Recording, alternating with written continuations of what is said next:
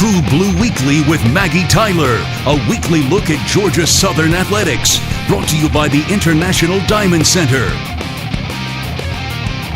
Welcome to this edition of True Blue Weekly. I'm your host, Maggie Tyler, here to bring you all the latest news from around Georgia Southern athletics. Men's basketball never trailed on its way to an 85-80 win over Georgia State on Friday night.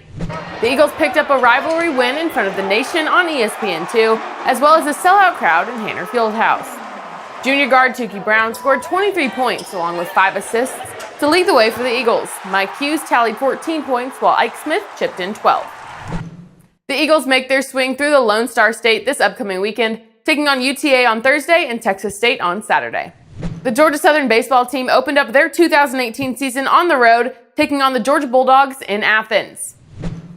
The Eagles dropped their first game to the Bulldogs with a final score of 22-9. They bounced back on Saturday afternoon behind sophomore pitcher Seth Schumann, picking up an 8-3 come-from-behind win.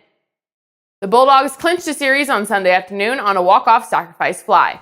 I think it's always good, when you can start the season off with in-state rivals, as we are, 3 games in Athens and then the home opener with Georgia Tech, and real test for our team right out of the gate to go on the road and play in a tough environment, and that's what you want to do. You want to challenge your team, you want to find out where you're at, and I think we'll have an opportunity to do that early on in the season.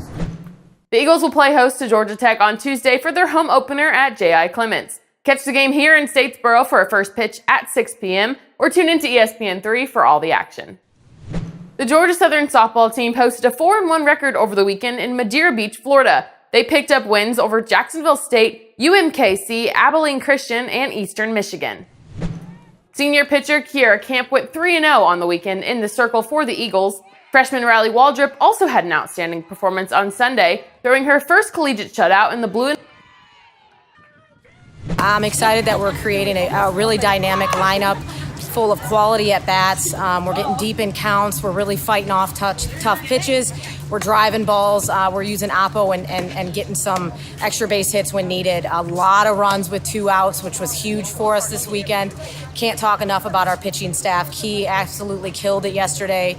Riley did an outstanding job bouncing back from an outing where, we just had some growing pains. And Ramos and Heather definitely came in and helped close out some innings and shut down some teams. So defensively, with only having 3 errors and 35 innings as well, I think we're really starting to put together some of our big points from the weekend. The Eagles moved to 7-2 on the season and will be back in action this next weekend, traveling to Gainesville, Florida for the Aquafina Invitational.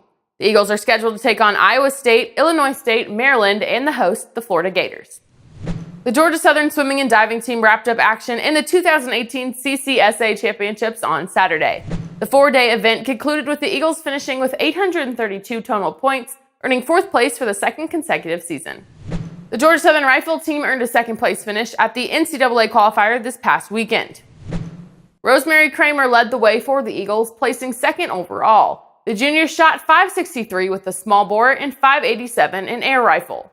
Courtney Weekly placed 3rd, posting a .568 in small bore and .581 in air rifle.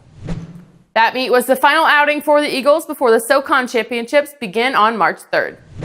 A full schedule of events is available on gseagles.com. Make sure to follow us on social media and tune into True Blue TV next week for another edition of True Blue Weekly. True Blue Weekly with Maggie Tyler, brought to you by the International Diamond Center.